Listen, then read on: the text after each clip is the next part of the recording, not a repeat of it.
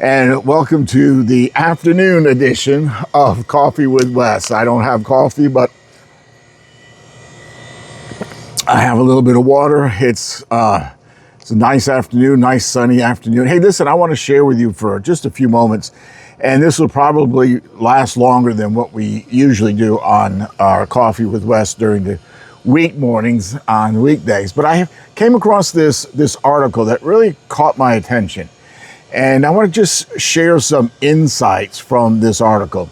It's an article written by Thom Rainer, and the title of the article is The Silent Exodus of Senior Adults. I don't like the term senior adults. I like older adults. I think that's a better description.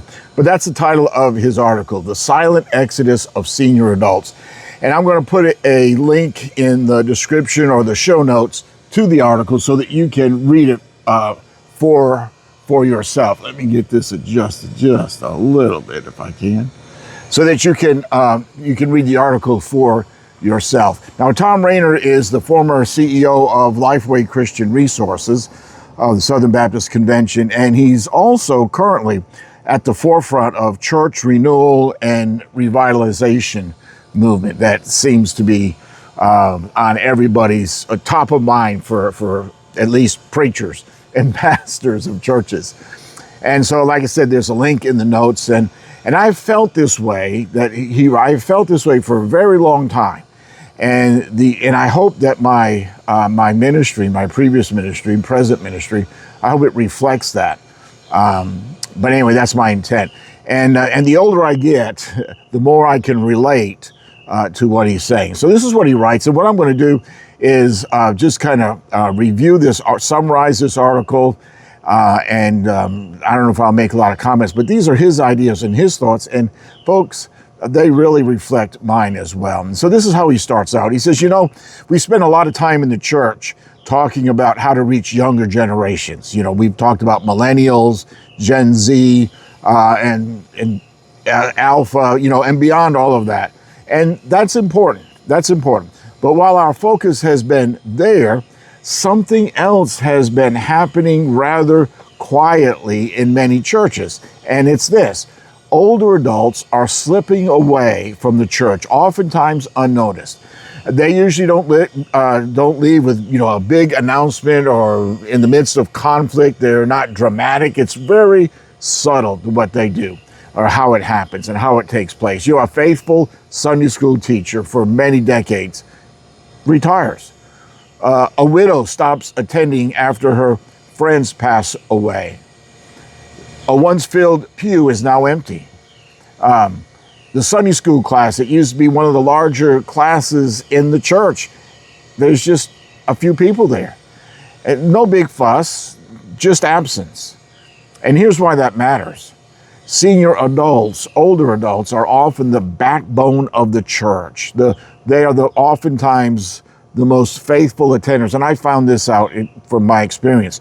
The most faithful attenders, the steady givers, prayer warriors, and very dependable as volunteers. And when they fade out, or fade away, if you will, the loss is much greater, much bigger than just an empty seat.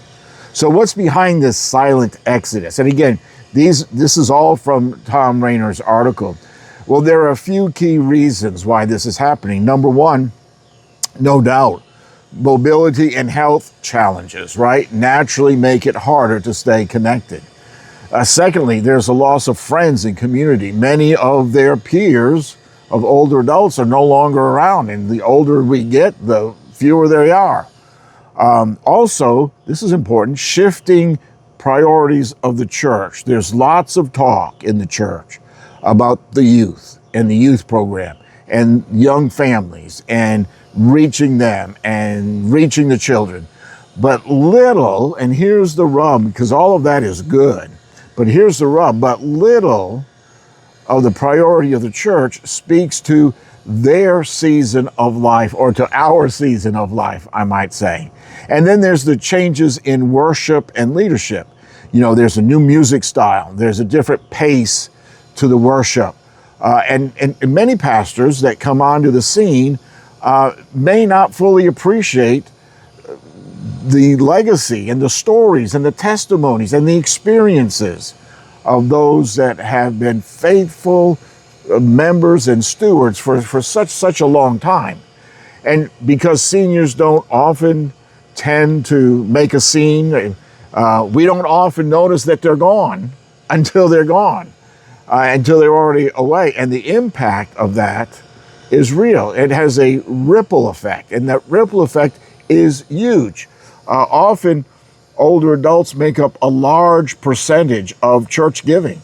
One of the agencies, and it's referenced there in the article, say that about 40% of the tithes and offerings in a church are nationally are from the older adults.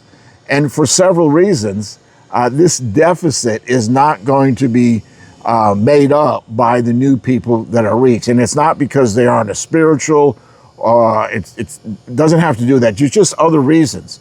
And we can get into that at another time.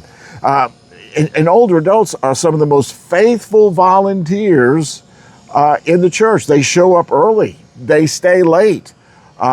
They keep things running smoothly behind the scenes. They're not out front there, but they're behind the scenes doing their work. And when they step back, churches lose more than their participation. Before, these folks are pillars of strength, financially, spiritually, and practically. And this isn't just about what the church loses, it's also about what the church is missing out on. Older adults carry a wealth of wisdom and experience. Their stories, their life experiences can inspire younger generations. And they often have the time and the availability to mentor and also to serve. And Titus 2 reminds us that older believers are meant to pour into the lives of younger ones. You can read that for yourself. And older adults offer something that no program can replace. And that's a steady faith and spiritual depth. So what do we do about it? And what I really appreciate about this article is the fact that Rainer offers some solutions, if you will, or some answers or some opportunities to do. Well, first of all, there is something that can be done to embrace the older adults and encourage them and strengthen them to either bring them back in or for them to maintain a very strong presence in the church. Number one thing that can be done is be intentional. The church can be intentional with care. Sometimes it's as simple as, offering transportation help, right? Getting from this place to that place, or maybe making a phone call, a connection, or maybe, assisting us older folks with the technology and teach us about it. Secondly, create some intergenerational spaces. And what we mean by that is, when young people and old people and those in between, when they worship together and they serve together and they study together, everyone wins. I had a adult Bible study group that had all different ages in it, and it was good because we want to put each group, segregate our groups. Here's the children, here are the young adults, the middle adults, the older adults, here are the adults with children, here are the adults that are single, and we segregate all these groups when there's so much to gain as we come together intergenerationally. Another solution, another opportunity is to invite older adults into leadership. Sometimes we want just the young people serving in leadership roles, but let them mentor and let them teach, let them be seen by the church that they really matter, we really matter. And then he concludes with this solution or opportunity: address their real struggles. I mean, we talk about, marriage, we talk about raising children, we talk about living as a career person in this society. Older adults have real struggles, and we need to talk about issues of loneliness and health and caregiving. These are issues that older adults are walking through right now. Ecclesiastes 3 verse 1 says, "For everything there is a season, a time for every activity under the sun."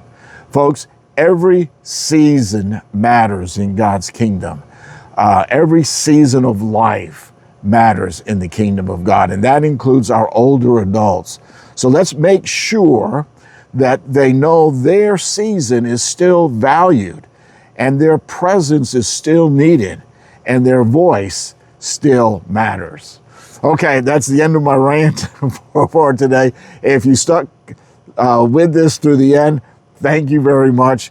And if you have some comments, some things that you'd like to add or some things that you'd like to say, go ahead and put them in the comments. I'd be more than happy to hear them. And if you have some other, solutions of how we can reclaim, if you will, our older adults into the ministry of the continuing ministry of the church, let me know. Thank you. Bye for now. See you again real soon.